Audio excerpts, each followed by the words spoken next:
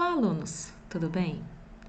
Na videoaula de hoje, a gente vai falar sobre posicionamento de elementos HTML usando CSS. Então, em uma videoaula anterior, controle de blocos, parte 2, eu falei sobre posicionamento de elementos HTML usando CSS, que foi com a propriedade float, que ela permitiu você posicionar de uma forma não muito exata um elemento em bloco. Na videoaula de hoje, a gente está falando de um posicionamento mais exato, mais milimétrico, por assim dizer, de elementos em bloco. Aqui nessa videoaula, a gente vai usar blocos div para mostrar esse posicionamento mais exato, mas pode ser aplicado a qualquer outro elemento de bloco, até alguns elementos de linha. Então, o posicionamento de objetos em HTML pode ser conseguido em termos absolutos ou relativos usando CSS, que eu vou mostrar duas formas. Primeiro, o modo relativo e depois o modo absoluto. E as propriedades que a gente vai mostrar nesses dois modos vão permitir o posicionamento em três dimensões: horizontal, vertical e em camadas. Em camadas é muito útil, por exemplo, quando você tem dois blocos divs quadrados e eles, de certa forma, se sobrepõem. E aí você quer saber qual está na frente um do outro. Por isso, em camadas é mais relacionado à profundidade.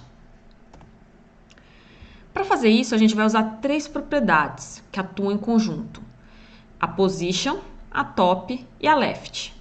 A propriedade position, inicialmente, ela seta o modo, se você está usando o modo absoluto ou o modo relativo. As outras duas, a left e a top, é o distanciamento em relação à esquerda e a top é o distanciamento em relação ao topo, que vão definir o posicionamento de objeto. Mas como elas vão funcionar exatamente, depende do valor do position.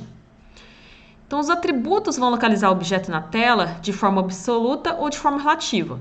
Se você usar o position com o valor absolute, vai localizar de forma absoluta. E se você usar o valor relativo no position, vai localizar de forma relativa. Qual que é a diferença disso? A origem da posição absoluta será a posição do objeto no nível imediatamente superior. Então, por exemplo, um elemento de bloco, que nem um bloco div que está dentro direto do body. Qual que é o nível superior dele? É a própria página. Então, é o canto superior esquerdo da página. Já o posicionamento relativo se refere à posição anterior do objeto, ou seja, a posição que ele ocuparia se ele não tivesse sido movido, que ele naturalmente ocuparia. A gente vai ver uns exemplos mais em detalhe disso aí. Os valores left e top podem ser dados em termos de comprimento, porcentagem ou valor automático. Comprimento seria o quê? 1 centímetro, 10 pixels, por aí vai. Porcentagem também em relação à porcentagem ao elemento que o contém. Vamos imaginar esse arquivo aqui, um HTML. Vou abrir ele primeiro aqui. Então, eu tenho 4 elementos de bloco aqui, blocos div. Eu coloquei cada um com uma dimensão 100 por 100 pixels, se eu não me engano, com diferentes cores. Dentro do body, então, eu tenho esses 4 blocos div, eles estão vazios, não tem conteúdo dentro, mas eles têm identificadores diferentes. O primeiro é o identificador A, depois B, C, D. Aqui são essas regras que estão dentro do CSS, ou seja, dentro da tag style. A primeira regra está se aplicando ao seletor asterisco, ou seja, aplicando a todos os elementos. Está falando que o padding é 0 pixels, o margin é 0 pixels e o div. Tá, a segunda regra está falando que o seletor div, ou seja, todos os elementos div, que são os meus 4 blocos aqui, vão ter largura de 100 pixels, com height, e altura de 100 pixels, com height. A próxima regra está falando elementos com identificador A. Esse é o meu primeiro bloco aqui. Vai ter cor de fundo, com a propriedade background color, que a gente seta isso, cor de fundo preta. Então, o primeiro aqui ficou preto. O segundo bloco vai ter cor azul, o terceiro bloco cor vermelha e o quarto bloco cor de fundo verde. Como eu ainda não estou setando as propriedades que eu acabei de falar, que é a position, a top e a left, eles estão ocupando o posicionamento padrão, que é o quê? Elementos de bloco naturalmente provocam uma quebra de linha. São blocos div, então são elementos de bloco. Então eles ficam um embaixo do outro. Além disso, como eu não falei nada de alinhamento ou float, eles estão todos alinhados à esquerda. Então a gente vai mudar isso usando as propriedades que eu acabei de falar, que é a position, a top e a left. Começando então com o deslocamento relativo. Então o que eu vou fazer? Eu vou mudar um pouco o conteúdo do arquivo HTML, colocar mais algumas regras, mais algumas declarações. Então dentro do body continua os mesmos 4 blocos div, com 4 identificadores diferentes, A, B, C e D. As regras mudaram um pouco. A primeira regra está igual, a segunda regra teve mudança, coloquei uma declaração a mais aqui, position relative. Significa que todos esses blocos divs vão usar o posicionamento relativo, que, como eu já tinha falado, é em relação à posição anterior que eles ocupariam se eu não estivesse mudando a posição deles. Então, por exemplo, aqui, o resultado do 2HTML é esse aqui. Essa outra parte aqui está sendo mostrada apenas para fins educativos. Então, a visão final do 2HTML é essa aqui. Então, aqui eu tenho duas visões. Essa aqui que é para fim educativo, que é para mais para eu explicar, e essa aqui é a visão final. Tá, então o posicionamento é relativo. Para que eu botei, então, esses quadrados brancos com uma borda vermelha aqui? Seria a posição de cada bloco, por exemplo, essa aqui seria a posição do bloco azul se eu não tivesse movido ele. Essa aqui seria a posição do bloco vermelho se eu não tivesse movido ele. Esse aqui seria a posição do bloco verde se eu não tivesse movido ele. Então, a posição relativa, a inicial. Aqui eu estou usando posicionamento relativo. Para o primeiro bloco, que é o que tem cor de fundo preta, que com identificador A, eu botei top igual a 0 pixels e left igual a 0 pixels. O que vai acontecer? Ele não vai mudar de posição, nem em relação ao topo, nem em relação à esquerda, porque está 0 pixels, 0 pixels. Então, ele ficou na própria posição original dele. Já o bloco B está um pouco diferente. O bloco B eu botei top 0 pixels. O top é a mudança na vertical. 0 pixels significa na vertical ele não mudou. Ele só vai mudar na horizontal porque eu vou colocar um valor no left. Então, left 50 pixels. Então, essa distância aqui que eu estou mexendo com o mouse é de 50 pixels. Então, ele moveu para a direita 50 pixels. O terceiro bloco, que é o identificador C, eu coloquei top igual a 0 pixels. De novo, ele não vai mudar na vertical, mas o left dele está menos 25 pixels. Então, ele andou menos 25 pixels na direção da esquerda. Então, o que acontece? Ele até parece que ele está menor, mas o que aconteceu? É como se aqui na página ele tivesse saído um pouco para fora da página e a gente só vê parte dele. Por fim, o último bloco, o bloco com identificador D, que é o verde, top igual a 50 pixels, então mudei a posição vertical dele. Essa distância aqui tem 50 pixels e left 50 pixels. Essa distância aqui tem 50 pixels. E a visão final, isso aqui e isso aqui. Então, lembrando, eu usei isso aqui, elementos de blocos divs para mostrar esse posicionamento, mas isso poderia ter sido aplicado a outros elementos HTML. Então, esse aqui é o posicionamento relativo. Ou seja, o top e left vão atuar em relação à posição que esse elemento teria se eu não tivesse mudado a posição dele.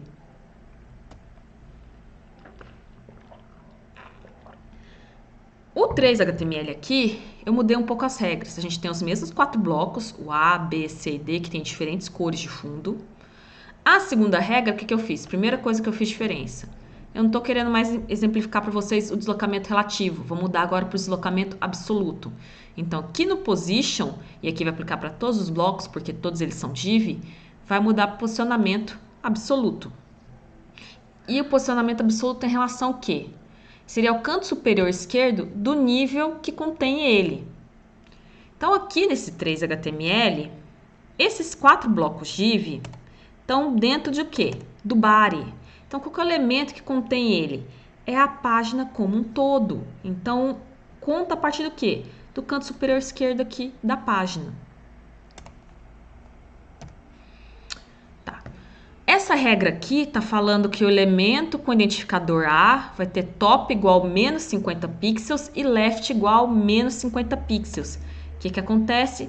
Ele fica parecendo um quarto do tamanho, metade do tamanho, na verdade, que ele tinha antes. Por quê? É como se parte do bloco preto tivesse saído para fora da página, porque eu usei o valor menos ali. Tanto no topo, que vai mexer na vertical, e no left, que vai mexer na horizontal.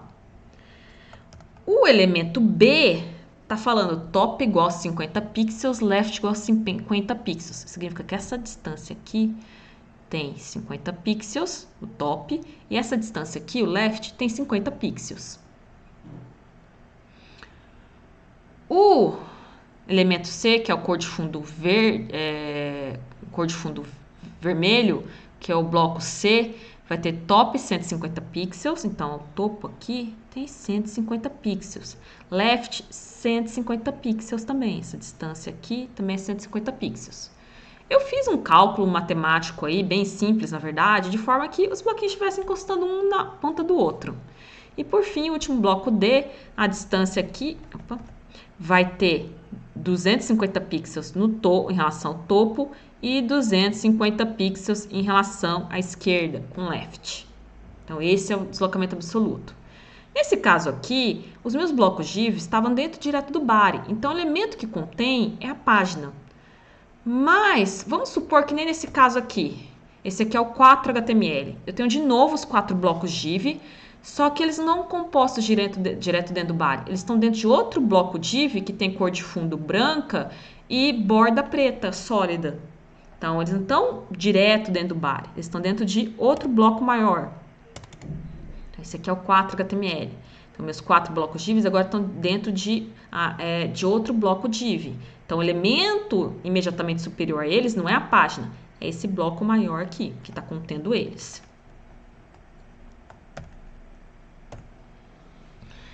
Tá. Então, aqui no body, percebam a primeira diferença. Eu tenho os meus 4 blocos div ainda, com identificadores A, B, C e D, mas contendo eles, tem um outro bloco div que tem identificador Prince, como se fosse principal. A primeira regra está afetando padding e margem, nenhuma diferença aí. A segunda regra está aplicando ao elemento com identificador Prince, que é o meu bloco mais externo. O width dele, a largura dele é 300 pixels e o height é 300 pixels. Então, ele tem 300 pixels por 300 pixels. Borda dele, sólida de 1 pixel. Então, sólida de 1 pixel. Não estou afetando a cor de fundo dele ali, então por padrão é branco. Posicionamento relativo, ou seja, a posição que ele teria. Top, que é em relação vertical, 200 pixels. Esquerda, left, 200 pixels, que é em relação horizontal. Se eu ver aqui no meu navegador, aqui eu tenho uma distância 200 pixels e aqui eu tenho uma distância 200 pixels. Tá. Já o elemento com bloco A. Ao contrário do elemento Prince, ele vai ter que tipo de posicionamento? Absoluto, em relação ao nível imediatamente superior. Cor de fundo preta, então, de novo, cor de fundo preta. Width 100 pixels, height 100 pixels, então quadradinho de 100 pixels de largura, 100 pixels de altura. Top 0 pixels e left 0 pixels, então ele está na posição que ele estaria normalmente. O B também tem posicionamento absoluto, cor de fundo azul. Então, esse é o segundo bloco aqui. Largura e altura, a mesma coisa, 100 por 100. Top 50 pixels, left 50 pixels. Então, lembrando, nesse caso aqui, o posicionamento absoluto é em relação ao nível imediatamente superior, que no caso é esse bloco maior que o Prince. Então, aqui, 50, 50, eu tenho 50 pixels aqui de distância e 50 pixels aqui de distância. Por conta que eu coloquei um distanciamento menor que 100, tanto no left como no top, menor que 100 na verdade, eles vão se sobrepor. Então, sim, dependendo do posicionamento que você faz, eles vão sobrepor. Por que o bloco azul ficou em cima do preto? Por causa da ordem deles no HTML. Com a próxima propriedade que a gente vai ver um pouco de como alterar essa profundidade quando eles se sobrepõem. Se eu quisesse, por exemplo, colocar o bloco preto em cima ali do bloco azul. O terceiro bloco vai ter cor de fundo vermelha, também posicionamento absoluto, largura e altura a mesma coisa, o top dele vai 100 pixels e o left 100 pixels.